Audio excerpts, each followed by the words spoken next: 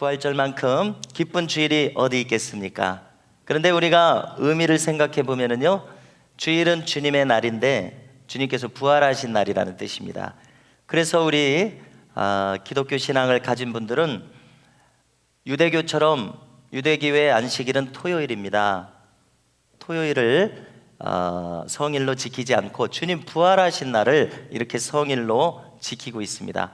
그래서 안식일을 기억하여 거룩하게 지켜라, 성수주일을 주님의 부활절로 하고 있는 것입니다. 그래서 이것은 무슨 의미입니까? 52주 매주 주일이 부활절인 것입니다. 이 의미를 우리가 확실히 알 수 있기를 바랍니다. 고린도전서 13장을 모르는 신앙인은 없을 것입니다. 고린도전서 13장은 사랑장이라고 하는 별칭이 붙어 있죠. 그 내용은 사도 바울이 깨달은 사랑의 특징을 거기에다가 조목조목 기록해 놨습니다. 그런데 그 사랑이 가지고 있는 그 모든 특징들은 고스란히 하나님의 사랑의 성품, 속성, 특징을 다 거기 나타내 주고 있습니다. 몇 가지만 예를 든다면 사랑은 오래 참는다고 합니다. 사랑은 온유하다고 합니다. 사랑은 불의를 기뻐하지 않는다고 합니다. 자, 그런데 이 고린도전서 13장 끝을 보면은 믿음, 소망, 사랑, 이 세 가지는 항상 있을 것이라고 이야기합니다. 그런데 그 중에 제일은 사랑이라고 또 하죠.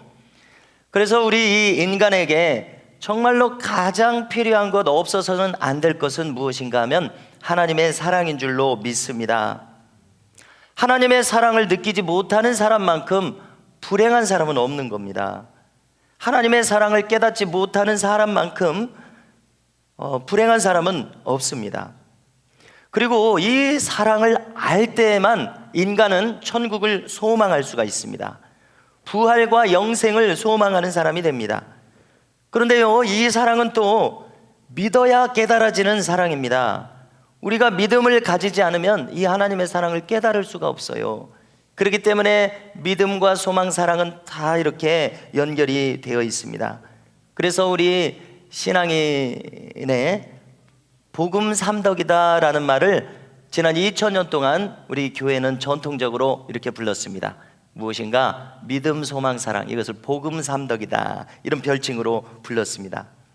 성도 여러분, 믿지 않으면 이 사랑을 알 수가 없다고 하지 않았습니까? 그러므로 나에게 믿음이 있는가 없는가는 너무나도 중요한 겁니다. 그런데요, 가만히 한번 생각해 보십시오. 하나님을 믿는 이 믿음을 가지지 않은 이 세상 사람들에 대해서 한번 생각해 보시자는 건데요. 자, 신앙인이 아니더라도 믿음이 없이는 이 세상을 살아갈 수가 없습니다. 간단한 예를 들면은요, 인간은 누구나 자기가 태어날 때 자기 부모님의 얼굴을 보면서 태어나는 사람은 아무도 없습니다. 자, 여기 자기가 태어날 때 우리 엄마 아빠의 얼굴을 내가 보면서 태어났다, 그런 분들 있으세요? 우리 어린이들 있어요? 대답할까 무서워요. 여러분, 그래서요,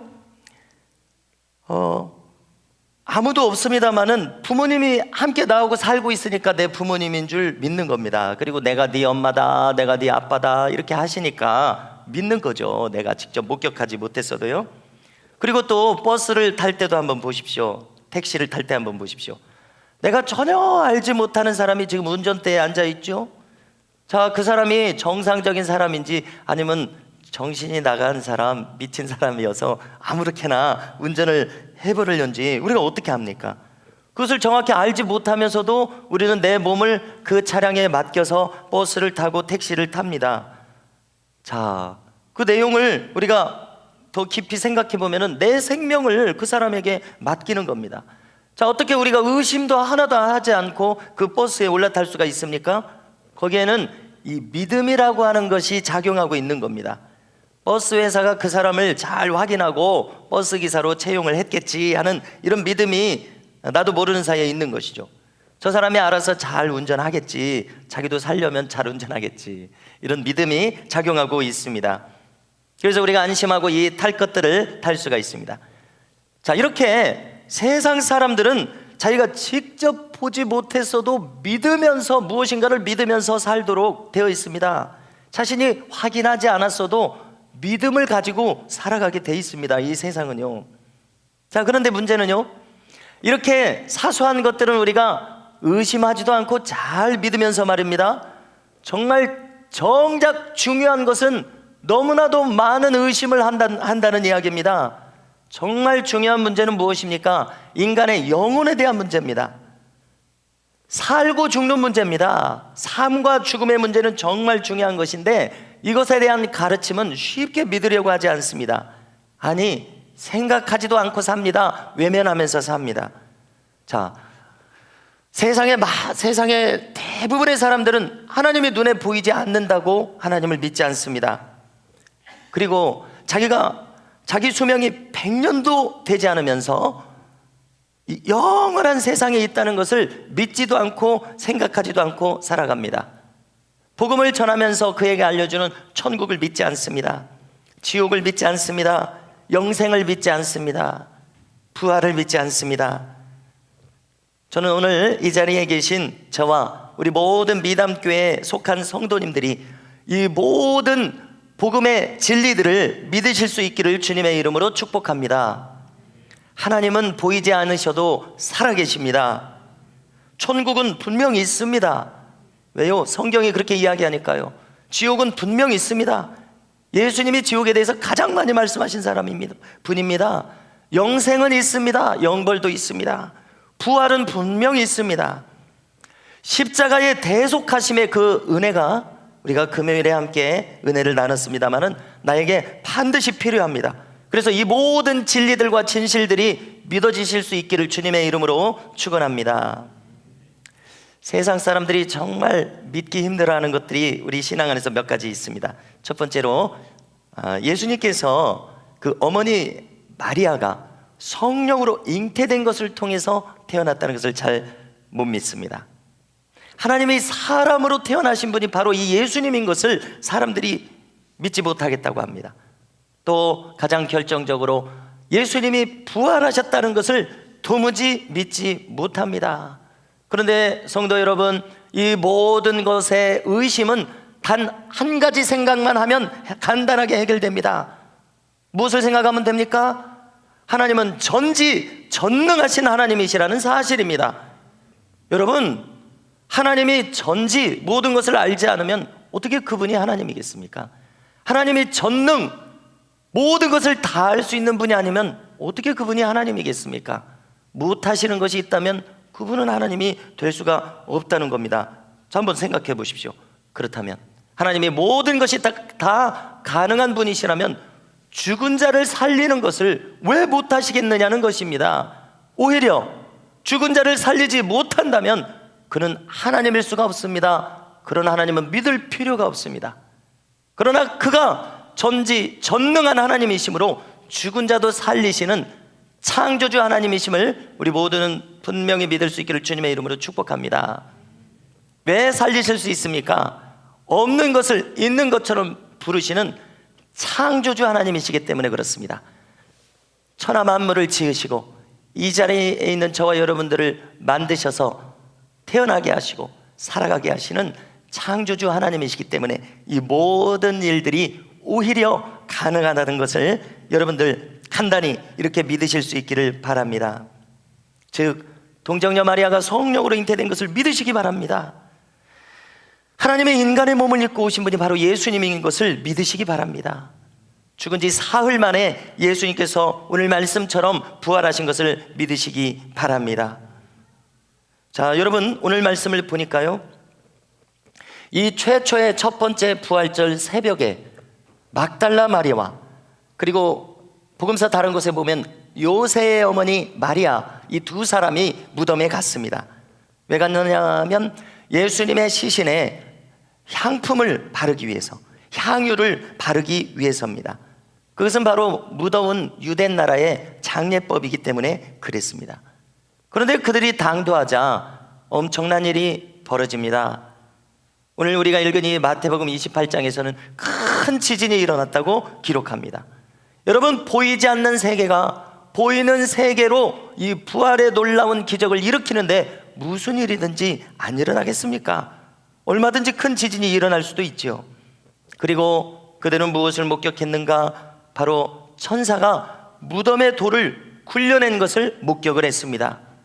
자, 유대인들은 무덤에 굴을 파서 무덤을 만들고 큰 돌로 그 무덤의 입구를 막아놓는 것이 유대인들의 장례 풍습이었습니다. 그런데 이 돌이 치워져 있고 그 돌 위에 천사가 앉아있노라고 기록합니다. 천사의 형상까지 기록합니다. 번개와 같고 그 옷은 눈과 같이 희다고 이야기합니다. 여러분들, 천사의 존재도 믿으십시오. 신비롭게 느껴지는 나머지 너무 높일 필요는 없습니다. 성경이 그것까지 알려줍니다.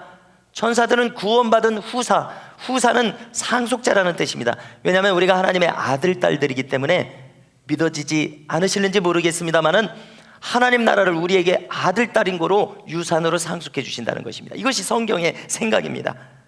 그러므로 이 구원받은 후사를 천사들은 섬기라고 보냄받은 자들이라고 성경은 알려줍니다. 찬송가 508장의 가사 중에, 자, 우리 인간이 누구라고 이야기하냐면요, 천사도 흠모할 사람들이라고 노래를 합니다. 자, 왜냐하면 복음을 전해서 화목해 하라는 사명을 받은 것이 바로 사람들이기 때문이라고 그 찬송은 그렇게 찬송 가사가 되어 있습니다. 그래서 천사가 우리 사람을 보고 흠모한다는 겁니다. 전도해서 사람을 구원해내는 일은 천사가 아니라 사람에게 맡겨진 일이라는 것이죠. 예수님께서 십자가에서 달려 죽으실 때 유대 나라의 로마 총독인 빌라도는 명령을 내렸습니다. 제자들이 주님의 시신을 훔쳐가지 못하게 하려고 병사들을 무덤에 둬서 지키게 했습니다. 자, 그런데 오늘 말씀을 보니까 이 벌어진 일을 보고 무덤을 지키던 병사들이 있는 현장에서 이런 일이 일어난 것 같습니다. 그들이 무서워 떨며 죽은 사람처럼 되었다고 기록합니다. 자, 이때였습니다. 이 자리에 간 두 여인에게 천사가 이야기합니다. 5절인데요, 너희는 무서워하지 말라. 십자가에 못 박히신 예수를 너희가 찾는 줄을 내가 아노라. 계속해서 말하기를요, 그가 여기 계시지 않고 그가 말씀하시던 대로 살아나셨느니라. 와서 그가 누우셨던 곳을 보라. 이렇게 이야기합니다. 그렇습니다. 여러분, 우리가 복음서를 읽으시게 되면은요, 예수님께서는 십자가를 지시고 돌아가시기 전에 이미 제자들에게 이런 일이 있을 것을 3번이나 이야기하셨습니다. 어떻게 이야기하셨냐면, 내가 십자가에 죽을 것이다, 그리고 다시 살아날 것이다, 이렇게까지 이야기하셨어요. 부활하실 것까지 이야기하셨습니다. 여러분들 꼭 기억하십시오. 여러분, 그런데 왜 이런 일이 일어나게 됩니까? 주님이 부활하시는 이 놀라운 일이 왜 일어나냐는 것입니다. 여러분, 그 이유는 바로 주님은 사망에 묶여있는 분이 아니시기 때문에 그렇습니다. 사망에 묶일 수 있는 분이 아니시기 때문에 그렇습니다. 여러분, 하나님이 사망에 매여 있다면 어찌 그분이 하나님일 수가 있겠습니까? 만일 그가 하나님이라면 사망에 매일 수는 결코 없는 법입니다. 그렇지 않습니까? 요한복음 앞부분에 보면은 예수님을 뭐라고 얘기하냐면 독생하신 하나님이 나타내셨느니라, 이렇게 이야기합니다. 우리 인간의 머리로는 도무지 이해할 수 없는 내용일 수도 있을 것입니다. 어떻게 하나님이 홀로 한 분 아들을 낳으시고 그 아들이 인간의 몸을 입을 수 있는가? 우리는 이해하지 못할 수도 있습니다. 그러나 하나님이라면 어떠한 방법으로든지 나타낼 수 있는 하나님이심을 우리가 생각해 본다면, 독생하신 하나님이 예수님으로 나타내시는 일은 또한 얼마든지 가능하다는 것을 우리는 깨달을 수가 있습니다. 여러분, 그렇지 않습니까? 여러분, 그러므로 그냥 사람이 아니라 하나님이신 예수님이기 때문에 결코 사망에 매여 있을 수 없습니다. 그러므로 주님은 이미 십자가에서 죽으셨다가 부활하기로 작정되어 있었다는 것을 우리는 깨닫게 되는 것입니다. 이 자리에서 천사들은 계속 이야기합니다. 7절입니다. 또 빨리 가서 그의 제자들에게 이르되 그가 죽은 자 가운데서 살아나셨고 너희보다 먼저 갈릴리로 가시나니 거기서 너희가 배우리라 하라. 보라, 내가 너희에게 일렀느니라. 이렇게 이야기합니다. 한번 생각해 보십시오. 이 두 여인이 얼마나 지금 놀랐겠습니까? 그들은 불과 이틀 전에 주님께서 십자가에서 참혹하게 죽으셨던 그 모습이 생생했을 것입니다. 그들은 참으로 주님이 죽으셨다는 사실에 압도당해서 아직 슬픔 가운데 있었을 것입니다. 여러분, 왜 아니겠습니까? 여러분, 그런데 이게 웬일입니까? 천사들이 지금 말하는 것을 보니까 정말 그들은 반신반의했었을 것 같습니다. 정말 주님이 살아나셨을까? 그들은 지금 빈 무덤을 쳐다보고 있으면서도 어리둥절했을 것입니다. 천사들의 말을 듣고 있으면서도 반신반의했을 것입니다. 여러분, 그래서 8절을 보니까 여인들은 어떻게 하냐면요, 너무나도 무서운 마음이 들면서도 동시에 무덤에 예수님이 계시지 않고 생전 처음 보는 천사의 말을 들은 결과 정말 예수님이 살아나셨나고 큰 기쁨을 품고 제자들을 향해서 달려갔다고 기록합니다. 여러분, 정말 내가 이 여인들이라면 정말 이런 일을 믿을 수가 있겠습니까? 반신반의하면서 어리둥절하면서 그들은 빠르게 자기들의 걸음을 재촉하면서 제자들을 향해서 가고 있었습니다. 그런데 또 이게 무슨 일입니까? 그들 앞에 정말로 부활하신 주님이 또 나타나셨습니다. 그리고 주님은 그들에게 인사하셨습니다. 평안하냐, 샬롬, 이렇게 인사를 하셨습니다. 그러자 그들은 엎드려서 경배합니다. 주님의 발을 붙들고 경배를 합니다. 이때 주님께서 오늘 말씀을 보니까 뭐라고 말씀하셨습니까? 무서워하지 말아라. 너희들은 가서 내 형제들에게 갈릴리로 가라 하라. 거기서 나를 보리라. 이렇게 말씀하셨습니다. 여러분, 오늘 우리가 함께 생각해 보려는 것은 이것입니다. 왜 주님께서는 이 여인들에게, 제자들에게 이야기하라, 갈릴리로 가라, 거기서 나를 보리라, 왜 이렇게 말씀하셨을까요? 주님이 하신 명령 속에 답이 있습니다. 그것은 거기서 나를 보리라.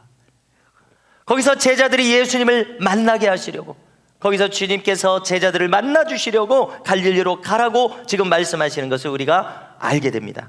여러분, 갈릴리는 어떤 곳이었습니까? 함께 생각해 보십시오. 거기는 그 제자들이 주님을 생전 처음 만났던 곳입니다. 그들은 처음으로 주님이 천국 복음을 들려주셨을 때 들었던 곳이 거기입니다. 상상할 수 없는 희한한 능력으로 각색 병자들을 고치신 곳이 바로 갈릴리 해변입니다.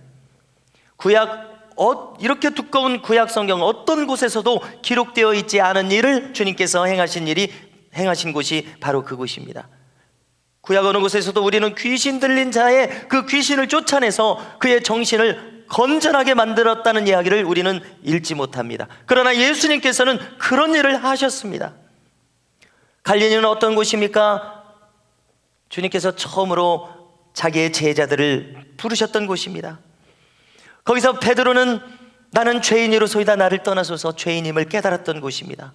그리고 주는 그리스도시요 살아계신 하나님의 아들이시니이다, 하나님께서 깨닫게 하신 신앙을 고백했던 곳입니다.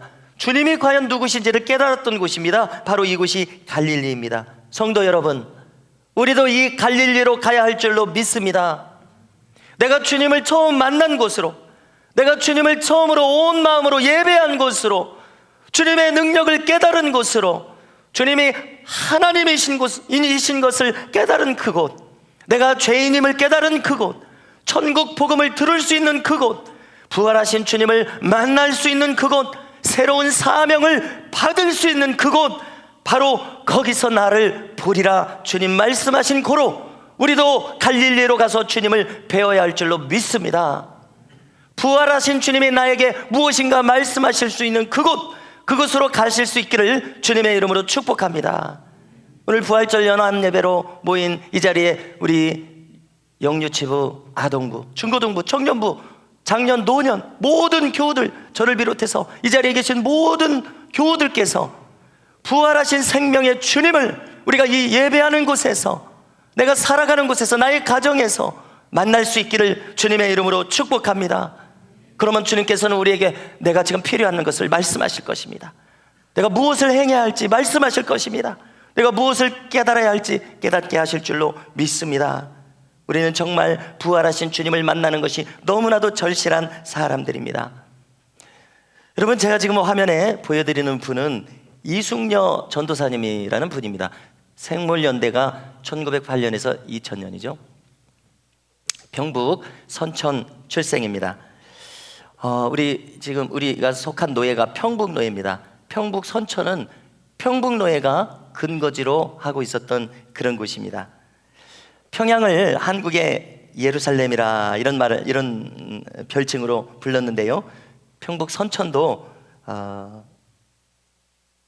한국의 예루살렘이라는 그런 별칭으로 불렸던 지역이었습니다. 자, 이분의 그 신앙 인생에 대해서 잠시 거론을 하려고 하는데요. 이분은 무려 7남매를 신앙으로 잘 길렀던 분입니다. 그런데 그 중에 아들이 넷이 있었는데 이 넷 모두를 목사로 만들었습니다. 그리고 자기 남편도 평생 잘 믿지 않는 자기 남편 50 넘어서 예수님을 믿게 해서 그 다음에 목회자가 되도록까지 이렇게 이끌었습니다. 뿐만 아닙니다. 자기도 20살 때 평생 20살 때 일찍 결혼했는데 남편이 만주로 그냥 독립운동 한다고 그냥 가버렸어요. 집에 있는 돈을 다 들고 가버렸어요. 20살에 어떻게 그런 일이 있습니까? 그러니까 너무나 실망해서 그러면 나는 이제 남편도 없이 오직 예수님을 믿는 믿음으로 복음을 전하면서 살겠습니다. 이렇게 서원을 했었습니다. 그런데 60이 되었을 때 자기도 전도사로 철원 인근에서 목회를 했습니다. 자, 그런데 여러분 이제 좀 놀랄만한 것을 말씀을 드리는데요. 그런데 이번에 내 아들은 저 유명한 감리교회의 네 분의 목사님들입니다. 다음 화면 한번 보여주시면은요, 김선도 목사님, 김홍도 목사님, 김국도 목사님, 김건도 목사님, 이 네 형제입니다. 여러분, 이 광림교회는 정확한 수치는 제가 알지 못합니다만은 5만 이상의 교세를 보였었고요. 금난교회는 10만 명의 교회를 이뤘었습니다. 임마누엘 교회도 송파 잠실에서 수천 명, 어쩌면 10,000명이 넘을는지 모르겠습니다. 또 넷째 아들 이분은 LA 사우스베이 연합감리교회, 지금은 뉴조이 교회로 새기쁨이라는 뜻이죠. 이름을 바꾼 모양입니다. 이민 목회를 크게 했습니다.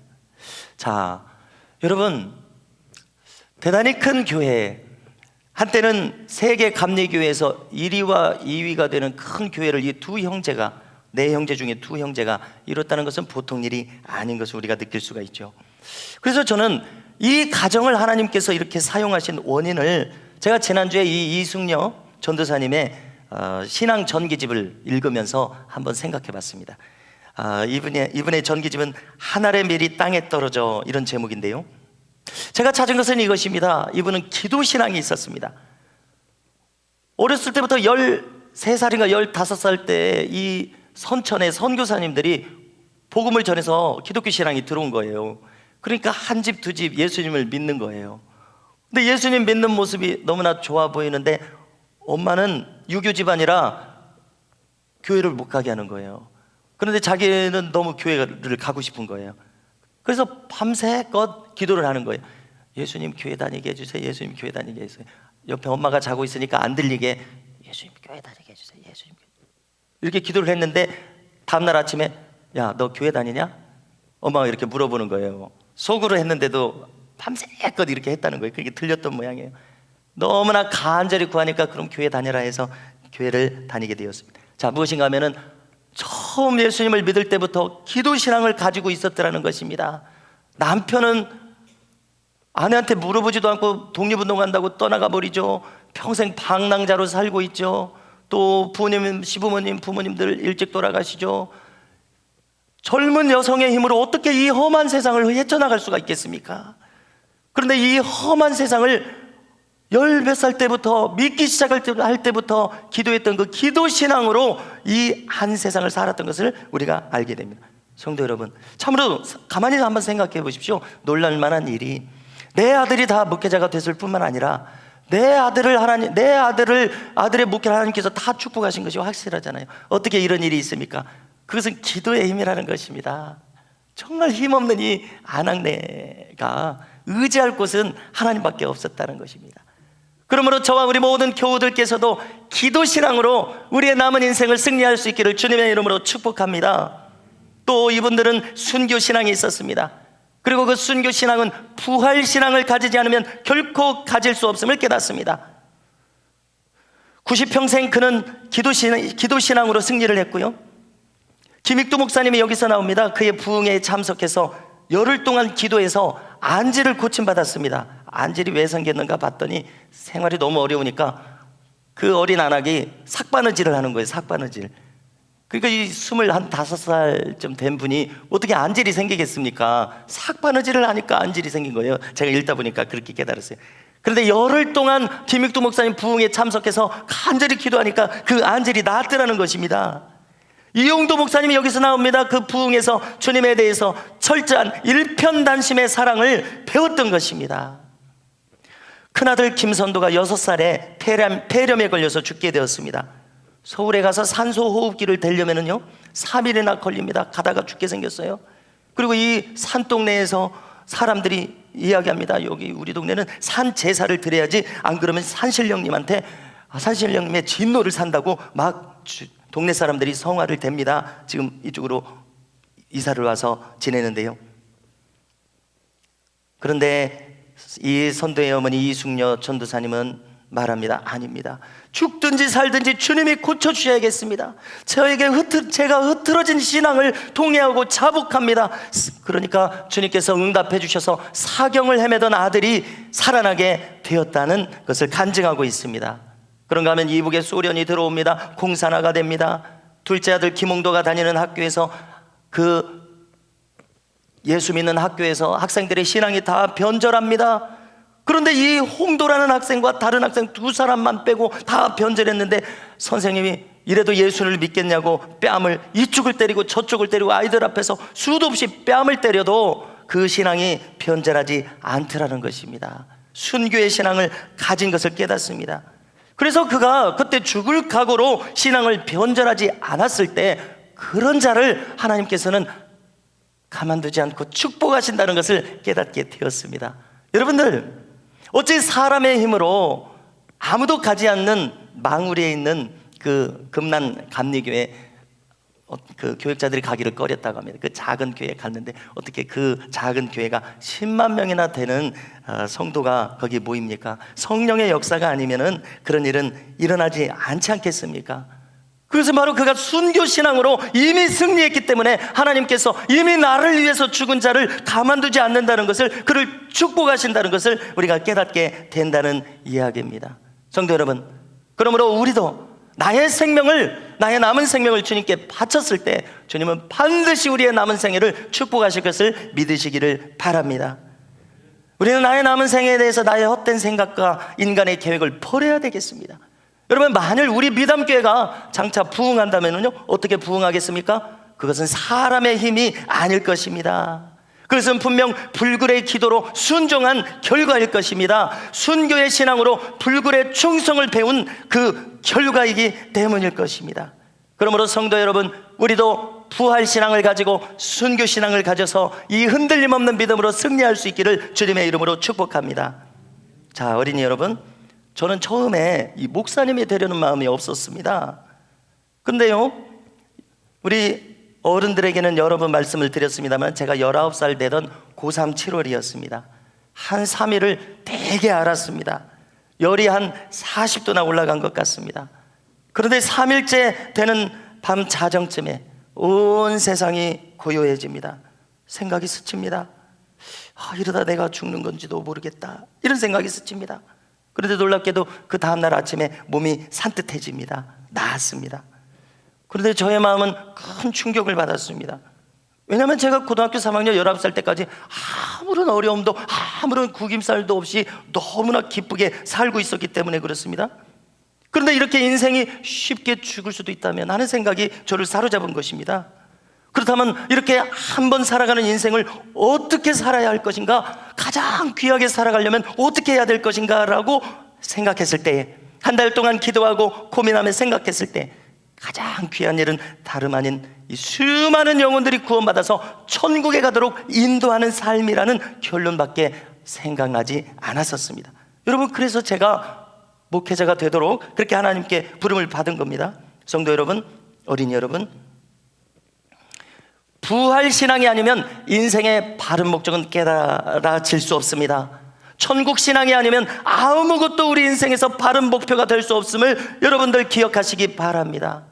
우리가 영생을 믿고 그것을 사모하며 추구하지 않으면 예수님을 바로 믿을 수 없음을 여러분들 기억하시기 바랍니다. 그러므로 성도 여러분, 예배의 자리로 나오시기 바랍니다. 기도의 자리로 나오시기 바랍니다. 성경을 읽으시기 바랍니다. 그리고 그것을 믿으시기 바랍니다. 그리고 그것을 순종하시기 바랍니다. 이와 같이 이 자리에 있는 저와 우리 모든 교우들께서 부활신앙으로 남은 인생 주께서 주시는 사명을 깨닫는, 거기 갈릴리로 가서 나를 만나라, 주님을 만나는 교회가 될 수 있기를 주님의 이름으로 축복합니다.